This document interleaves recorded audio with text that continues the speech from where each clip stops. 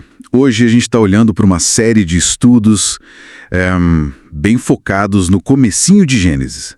E o interessante é que esse material traz umas interpretações que, olha, talvez fujam um pouco do que a gente costuma ouvir, né? A ideia aqui é mergulhar fundo nisso, extrair os pontos centrais, talvez os mais surpreendentes mesmo, sobre criação, propósito humano, segundo essas fontes. Ok? Vamos tentar desempacotar isso aí.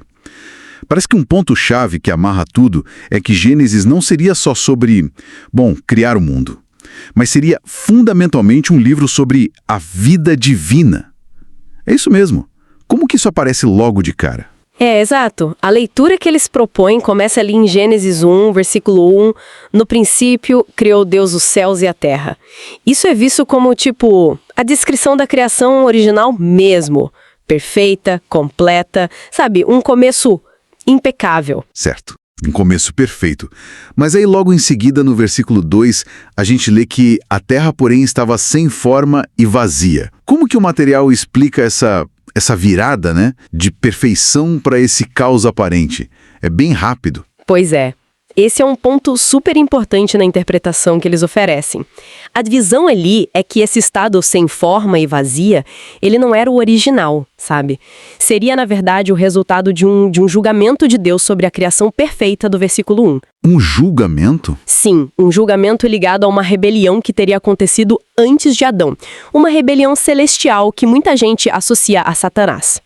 Isso abriria espaço para um intervalo de tempo, né? Entre o versículo 1 e o 2. Um tempo que a gente não sabe quanto foi. Ah, interessante. E eles sugerem, que essa leitura ajudaria a conversar com descobertas sobre a idade da Terra, sabe?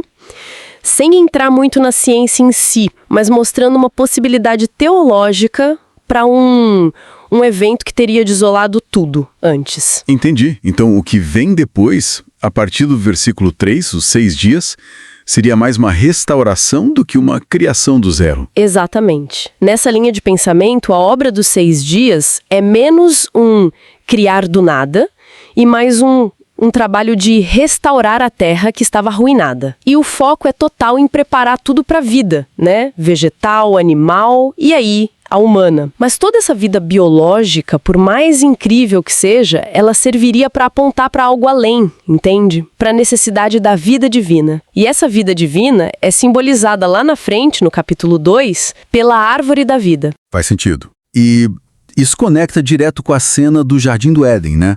Com as duas árvores que o material destaca bastante. A árvore da vida, que você mencionou, e a árvore do conhecimento do bem e do mal. Qual é o simbolismo que eles dão para elas? Ah, isso é fascinante mesmo. A análise vai fundo nisso.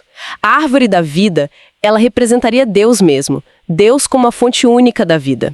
E o jeito de acessar essa vida seria pela dependência nele. Comer dela seria receber o próprio Deus. Entendi. Dependência. Isso. E a outra árvore, a do conhecimento do bem e do mal, representaria o oposto. Uma fonte alternativa, que eles associam a Satanás. Ela opera pela independência, buscar conhecimento, saber o que é bom e mal por conta própria, sabe, separado de Deus. E isso levaria à morte espiritual. Então a escolha era essa, depender de Deus para ter vida ou buscar autonomia e acabar na morte. Uma escolha definidora. Nossa, é uma escolha bem fundamental mesmo, sobre a fonte de tudo. E falando em propósito, relação com Deus, tem outra interpretação bem marcante no material sobre Adão e Eva, certo? A criação da Eva. Sim.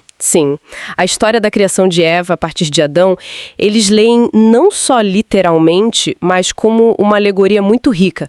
Adão dormindo, por exemplo, é visto como uma figura de Cristo na sua morte. E a costela tirada do lado aberto de Adão, de onde Eva é edificada, a palavra hebraica dá essa ideia de construção, sabe? Ela simbolizaria a igreja. A igreja? Como assim?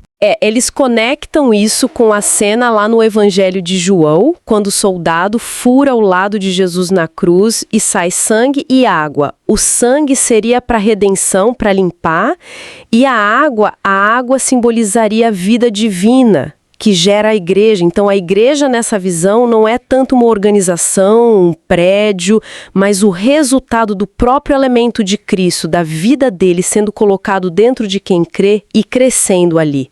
É algo orgânico. Uau! Isso é bem profundo. Então, amarrando tudo isso, qual seria a grande mensagem que esses estudos tiram de Gênesis? O que tudo isso significa no final? Bom, a conclusão que o material sempre volta é que o propósito original de Deus era que o ser humano fosse um recipiente. Um recipiente para receber o próprio Deus, simbolizado pela árvore da vida, né? Para quê? Para expressar Deus, para representar Deus. E isso aconteceria vivendo numa relação de total dependência dele. Deus como a única fonte de vida, de suficiência, de tudo. Entendi. Faz sentido. Seguindo a lógica que foi apresentada. Exato. Então, recapitulando rapidinho os pontos principais dessa leitura.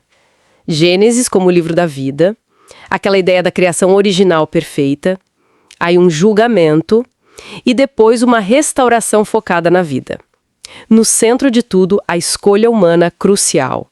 Depender de Deus para ter vida ou buscar independência, que é morte. E por fim, essa alegoria de Adão e Eva como uma figura de Cristo e da Igreja, que é edificada pela vida que vem dele através da redenção. Essa análise toda, baseada no material, deixa a gente com uma pergunta para pensar, né? Se a essência do plano original em Gênesis, segundo essas interpretações, é essa dependência constante da vida divina, como que a nossa cultura hoje, com tanta ênfase na autossuficiência, no conhecimento que a gente busca por conta própria, na autorrealização, como isso conversa ou talvez até entra em conflito com essa visão sobre quem nós somos e para que fomos criados? Fica aí a reflexão.